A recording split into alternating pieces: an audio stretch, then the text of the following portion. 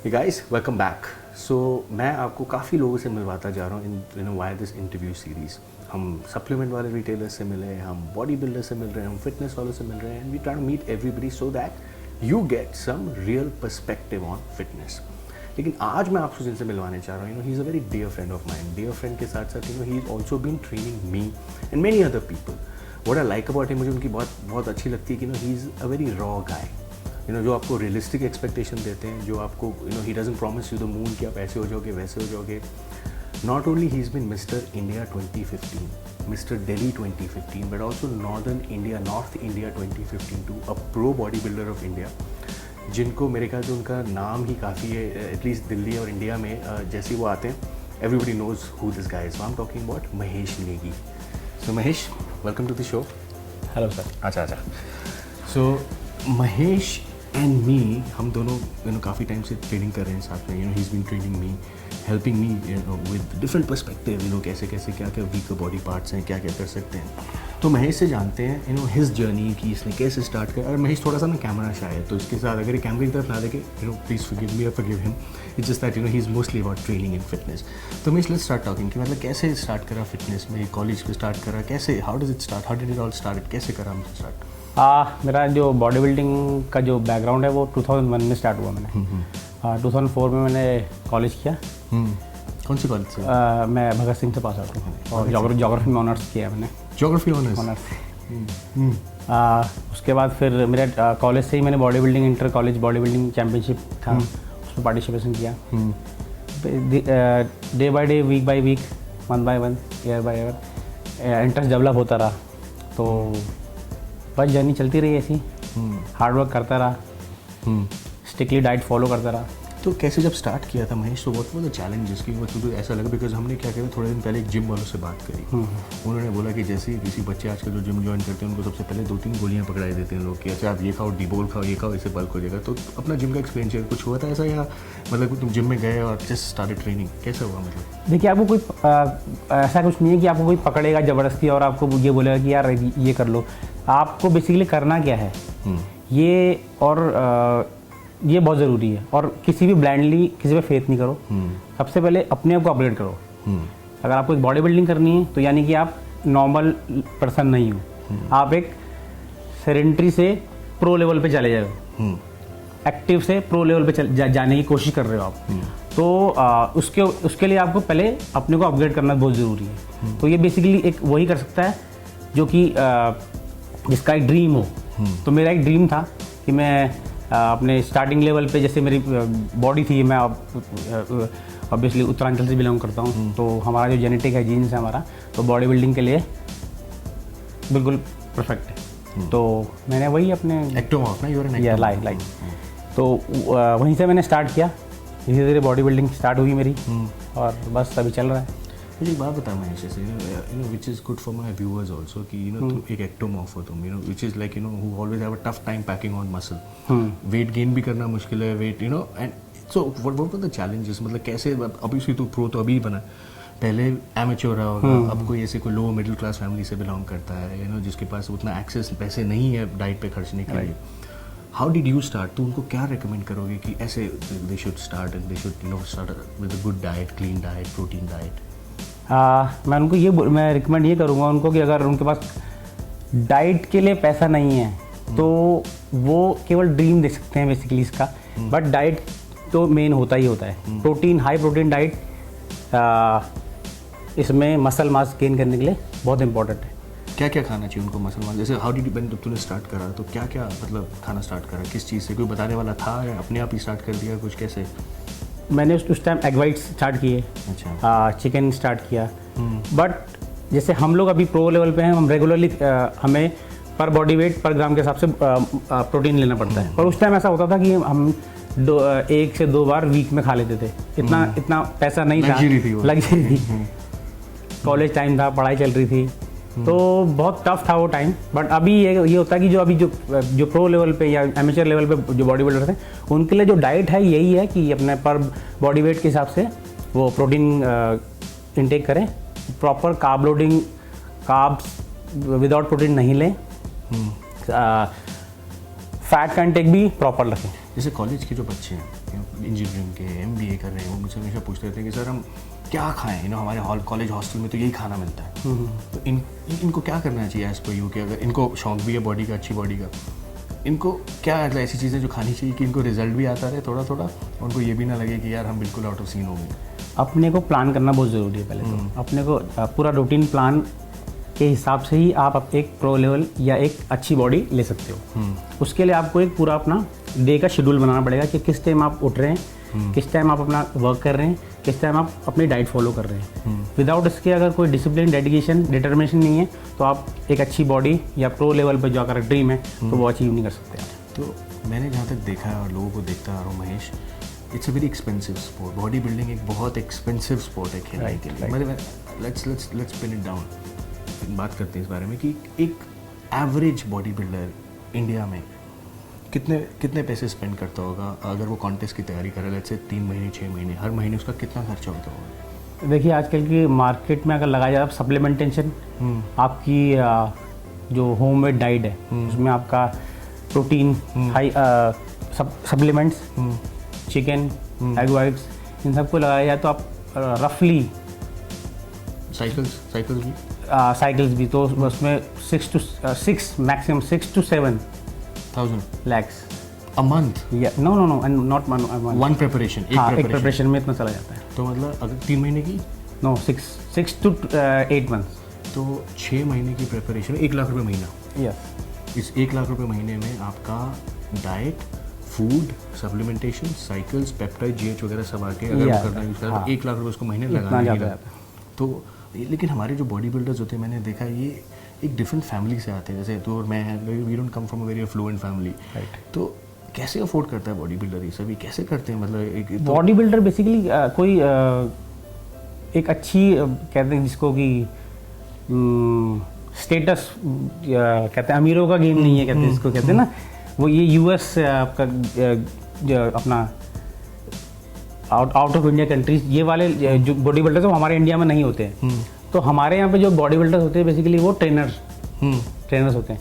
तो वो trainers afford किस लिए करते हैं, वो कैसे करते हैं, वो काम करते हैं, और वो काम करते हैं तो वो अपना जो जितना भी पैसा होता है, हाँ पर्सनल ट्रेनिंग्स हो गया, अपना जिम में वर्क कर लिया, तो वो जो है अपना जितना भी कमाते हैं वो ज़्यादा और अपना जो है अपना डाइट में या साइकिल्स में वो इन्वेस्ट करते हैं। एक बात बताइए Mahesh, you also have a family, I know you have a son, like you know as a pro body builder, you know you have to take lot many thing. आपको काफ़ी चीज़ें लेनी पड़ती हैं, आपको साइकिल्स लेने पड़ते हैं, आपको गेयर लेना पड़ता है, आपको सप्लीमेंट, काफ़ी चीज़ें लेनी पड़ती हैं। एज अ बॉडी बिल्डर तुझे ऐसा लगता है कभी कभी कि it has affected your health, क्योंकि कोई हेल्थ पे कोई साइड इफेक्ट आया है या नहीं आया? अगर कुछ है तो would you want to share with somebody? Side effect तो डेफिनेटली और 100% होगा ही होगा इसका। इसलिए मैं जितने भी यूएस हैं उनको बोलना चाहता हूँ कि विदाउट एनी मेडिकल सुपरविजन और एक अच्छे ट्रेनर की गाइड, विदाउट सुपरविजन जो मत लीजिए आप, ठीक है ना। और अगर आपका गोल और टारगेट एक प्रो या एक अच्छी फिजिक बॉडी के लिए है तभी आप इसको करो, अदरवाइज इसको मत यूज़ करिए। Honestly बता महेश, जैसे you know, so अभी as per you know obviously you know you have a great life, you have a very healthy kid, you know a great family, कोई ऐसा आया नहीं टच वुड, राइट? लेकिन मैं कई ऐसी स्टोरीज जानने को मिलती है। हमारी जो लास्ट मेरा वीडियो था, देयर इज दिस गाय, उसको वो जिम में उसने डिबोल वगैरह यूज़ करा, उसको एक्ने हो गई, उसकी स्किन आउटबर्स्ट हो गई, उसकी पैल्पिटेशंस हो गई, इससे काफ़ी किस्से सुनने को मिलते होंगे। मेरे ख्याल से जो सुपरविजन नहीं होती जिनको नहीं पता होता।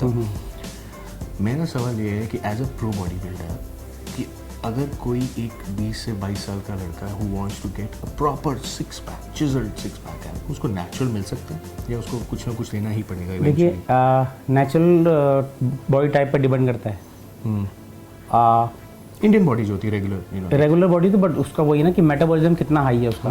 अगर मेटाबॉलिज्म हाई होगा तो जैसे हमें कई गाइस मिल जाते हैं कि यार कि मेरा बॉडी नेचुरल है, तो वो मानता हूँ कि 1%, 100 में से 1% आप बोल सकते हो कि ये नेचुरल हो सकता है। बट 99% गियर के साथ आजकल की जो जनरेशन है वो बिल्कुल चल रही है, गियर पे चल रही है, बिल्कुल चल रही है, 99%। ये बात बता, जितने भी हम जैसे फिटनेस मॉडल्स देखते हैं, इंटरनेशनल फिटनेस मॉडल, Right. सारे अपने वीडियोस डालते हैं यूट्यूब पे, ये सब मेरे पास काफ़ी क्वेश्चंस आते हैं बच्चों के कि I want to look like this guy, मैं ऐसा बनना चाहता हूँ, कैसे बनूँ कैसे बनूँ।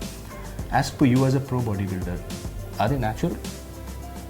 नहीं, नेचुरल नहीं है। नेचुरल नहीं होते।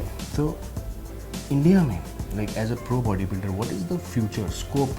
You've been एक तो pro bodybuilder and you know a very reputed name in the industry. मैं guys इनके फोटोग्राफ्स डालूंगा, I'll also show his video, you know, when he competed. I'm telling you, he's no less than an international guy when it comes to bodybuilding. अभी off season है इसका, he's just in a different shape altogether. तो as a pro body builder what are the challenges, क्या scope क्या India में कुछ है? अगर किसी को प्रो बॉडी बिल्डिंग बनना है, प्रो बॉडी बिल्डर बनना है, व्हाट इज द स्कोप? आज से 5 से 10 साल पहले स्कोप नहीं था, बट आजकल हमारी जो फेडरेशंस हैं वो इतनी अच्छी इंटरनेशनल लेवल पे बॉडी बिल्डर्स को लेके जा रही है, प्रमोट कर रही हैं। तो मैं बोल सकता हूँ कि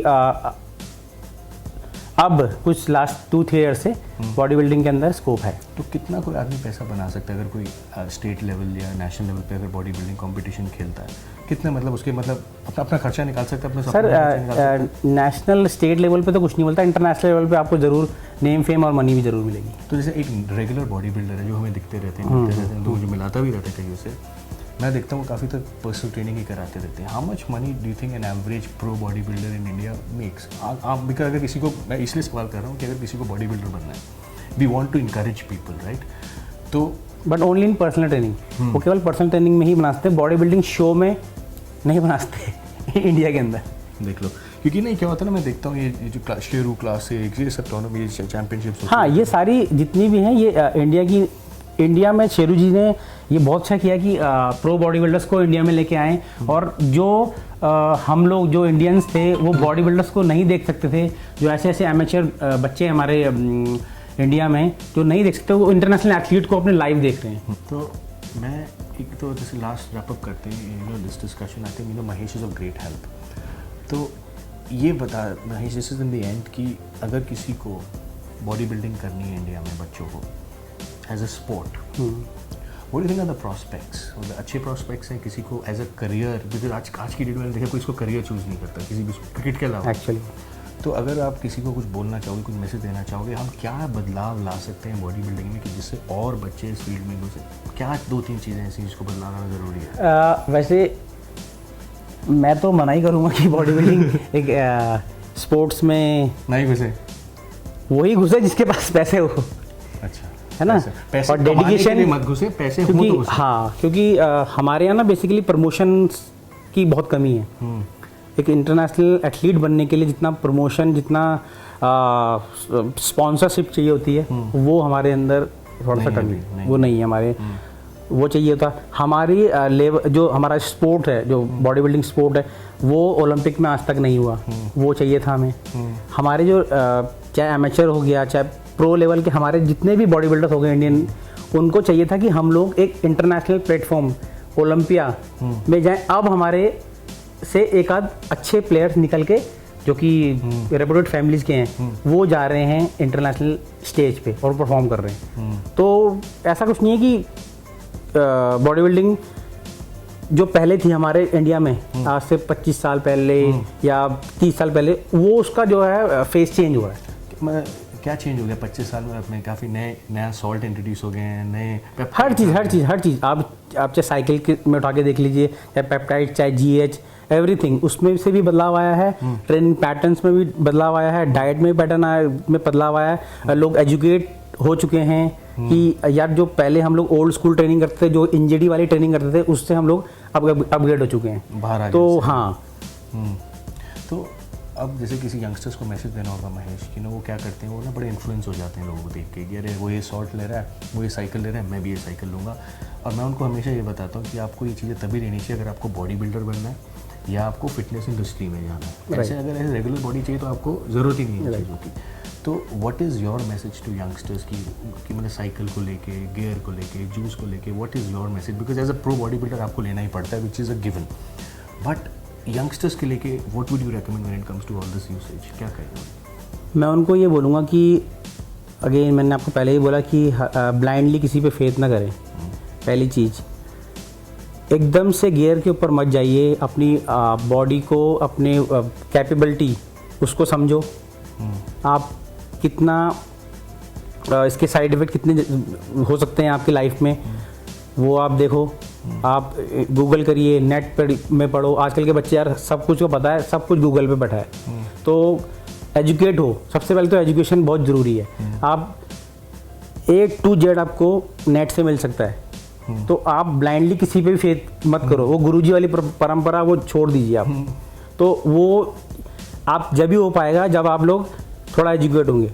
तो हर एक ट्रेनर को मैं चाहूँगा कि वो थोड़ा सा पढ़े और अपने को एजुकेट करे, ताकि वो जो पुराना ओल्ड स्कूल है, आप चल रहे हो यार कि मेरे गुरुजी ने बोला कि यार चलो अब मुंह खोलो और ये लो मीठी गोली, तो वो चीज़ें प्लीज़ भी हो रहा है एक्चुअल में तो वो उसको प्लीज़ अब्यूजिंग को उसको कम कीजिए।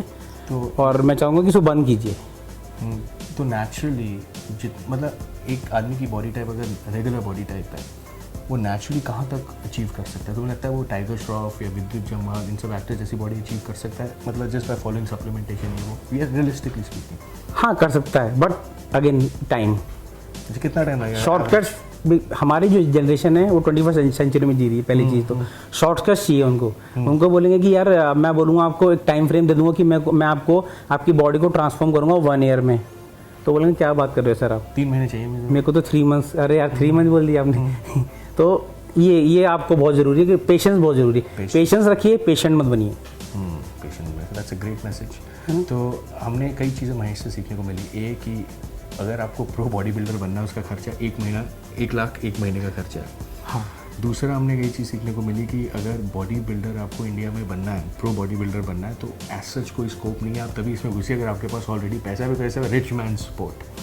3 बॉडी बिल्डिंग से आप अभी इंडिया में सिर्फ आप पर्सनल ट्रेनिंग के थ्रू ही पैसे कमा सकते हैं, और कोई ज़रिया नहीं है। बट ये पैशन है लोगों का घुस के कि मतलब अपने आपको एक स्टेज पे प्रेजेंट करना, अपनी बॉडी को दिखाना, और वही चस्का मेरे ख्याल से सबको काटा हुआ। But it's a different kick. I am sure you learn something from it, and I hope you take something back from this interview. So thank you so much Mahesh, आपने टाइम दिया इस बारे में.